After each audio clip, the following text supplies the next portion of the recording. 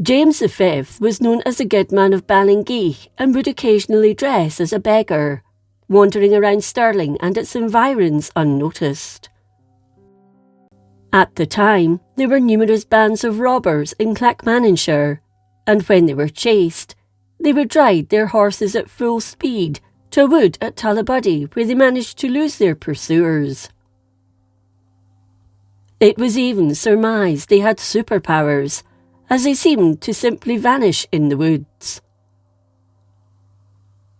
One day, the king decided to try and find where the robbers disappeared to. He put on a patchwork cloak with meal pockets and other implements.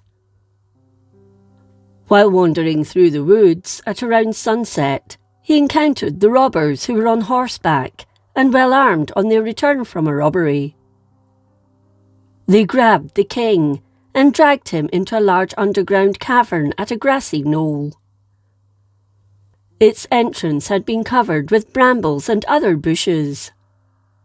It was large enough for accommodating them all and their horses, lit with lamps and torches, and was the remains of old mine workings, long abandoned.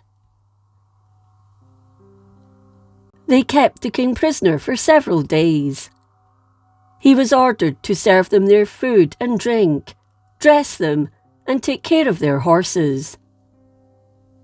He slept on straw and used his cloak as a blanket. Being a good musician, in the evenings he entertained them with songs and told them stories. Some of the gang suspected he was a spy for the king, and when drunk, they would draw their swords. However, when this happened, their leader always stepped in, as he wanted him to become a member of the gang. Finally, one day when he was in great danger, he was sent to a spring to collect water to mix in their drinks.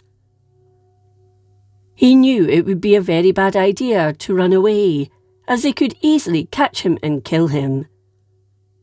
But while out, he spotted a beggar wife and quickly wrote to the commandant of Stirling Castle, telling him to send men and horses to a particular part of Tullibody Wood, where he was a prisoner below ground and in fear of his life. He said he would leave a particular mark at the entrance to the cavern.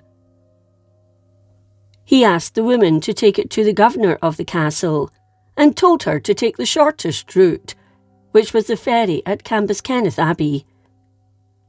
She was then to present the token he'd given her to one of the sentinels at the castle. This would get her introduced to the governor quickly. He promised her that if she did it with great haste, she would be handsomely rewarded. He returned to the cavern with the water, where the robbers were waiting, with some, even so, determined to kill him. Again, their leader stepped in. At last, the sound of horses' hoofs were heard. The captain, this time, drew his sword and determined to kill the prisoner. James doffed his cloak, drew a dagger from his paunch, and exclaimed, "I am your king, and you are all my prisoners." Being a strong, athletic man, well skilled in fencing and all the martial exercises of the time, he twitched the sword out of the captain's right hand, threw him onto his back, and setting one foot on his breast, held the dagger at his throat. He then wielded the captain's sword in his right hand. The gang stood round aghast, then attacked, but the king defended himself against them, thanks to his fencing skills, until the guards rushed in. They were all taken prisoner and escorted to Stirling Castle. The captain turned out to be the laird of the land, and the action had taken place not far from the ruins of his castle. He was made captain of the king's guard, and, with those who'd shown most aversion to shedding his blood, was sent to catch other thieves. Those who had been most outrageous towards the king were all hanged.